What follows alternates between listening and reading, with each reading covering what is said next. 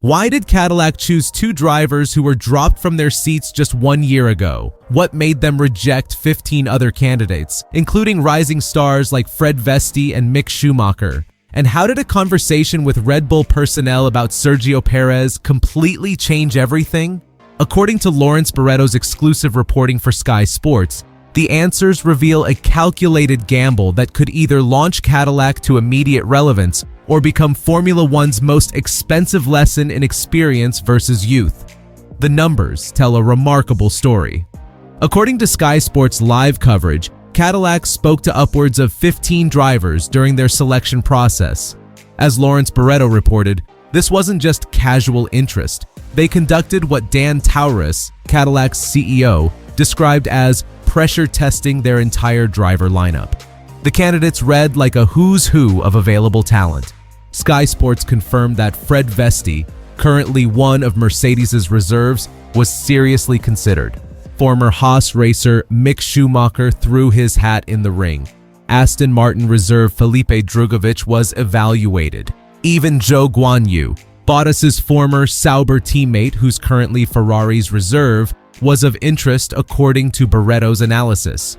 But here's where it gets interesting. As reported in the Sky Sports broadcast, Cadillac had narrowed it down to 4 different driver pairings with 4 specific drivers. They were genuinely torn between going with experience like Audi's approach with Nico Hülkenberg and Gabriel Bortoleto, or throwing an American driver into the mix. The timeline reveals everything. According to the Sky Sports coverage, these conversations intensified over July. Dan Towriss admitted they messed around with a couple of pairings before realizing that experience was what they needed. As Barretto explained, they need to hit the ground running essentially next year. Here's what changed everything, and this detail comes straight from Sky Sports' exclusive interview with Dan Towriss. When evaluating Sergio Perez, Cadillac didn't just rely on his track record. They went directly to Red Bull personnel, engineers, and senior management to get their unfiltered assessment of the Mexican driver. What they discovered contradicts the narrative we've been hearing. According to Barretto's reporting, Red Bull actually rated Perez quite highly. The relationship breakdown wasn't about his fundamental abilities. It was about performance under pressure and the deteriorating dynamic within the team structure. But there was another crucial test. As detailed in the Sky Sports coverage, Cadillac spent extensive time convincing themselves that Perez had the hunger to return.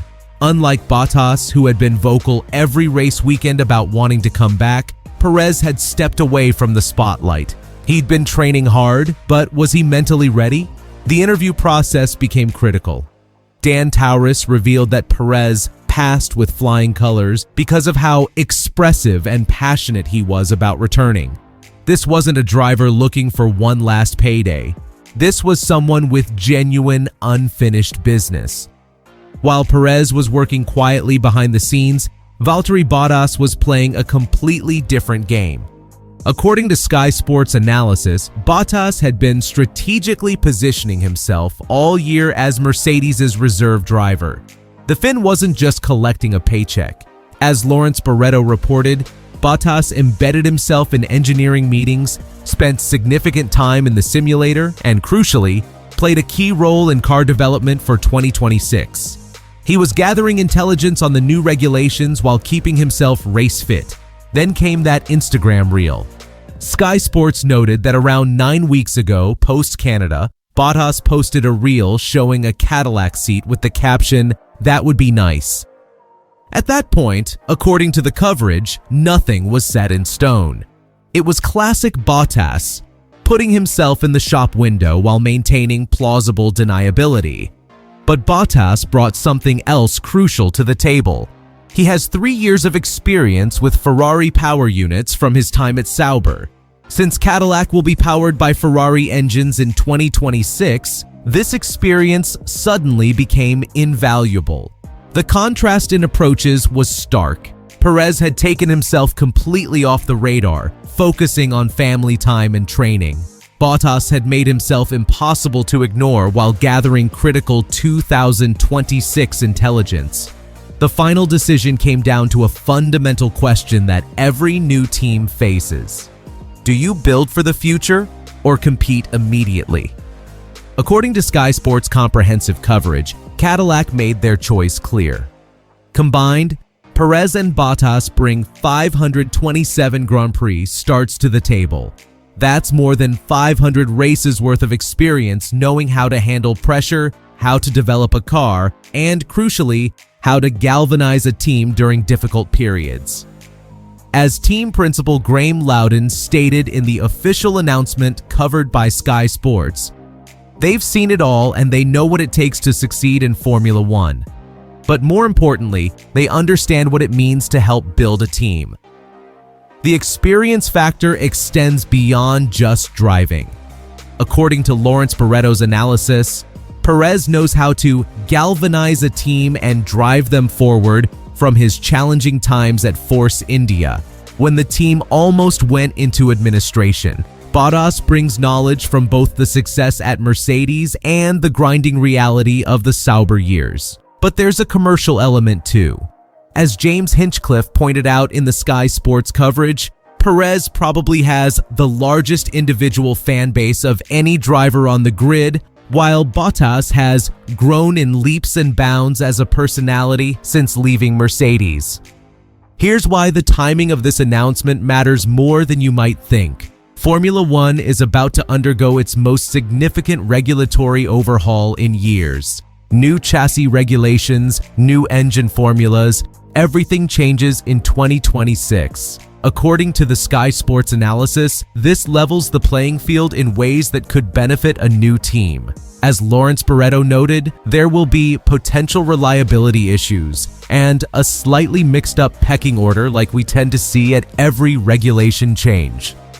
Cadillac isn't coming in blind. They're powered by Ferrari engines, which insiders suggest will be among the class leaders according to Sky Sports reporting. If the power unit becomes the determining factor early in the season, Cadillac could find themselves competitive much sooner than expected. The driver pairing suddenly makes perfect sense in this context. Both Perez and Bottas know how to finish races and stay out of trouble. Crucial skills when reliability becomes a factor. They've both proven they can maximize car performance even when the machinery isn't championship contending. But perhaps most importantly, they're both hungry. As James Hinchcliffe observed in the Sky Sports coverage, neither of these drivers were done with F1. They have what he called unfinished business, the kind of motivation that can't be manufactured. The announcement answers some questions, but raises many others. Cadillac still needs to name a reserve driver, with the Sky Sports coverage suggesting this could be where they finally bring in younger talent or potentially an American driver as part of their long-term academy plans. The real test begins now. According to the comprehensive Sky Sports reporting, Cadillac is working at pace across 3 bases, in Fishers, North Carolina, and Silverstone, to get their team operational for 2026. Will 2 35-year-old drivers who lost their seats just 1 year ago prove that experience trumps youth in Formula One's newest chapter? Can Cadillac's calculated gamble pay off when the lights go out in 2026? And most intriguingly, what does this mean for the 13 other drivers they ultimately passed over? The answers will define not just Cadillac's immediate future, but potentially reshape how new teams approach Formula One for years to come. What do you think? Was this the right call? Or should Cadillac have taken a bigger risk on youth? Let me know in the comments below.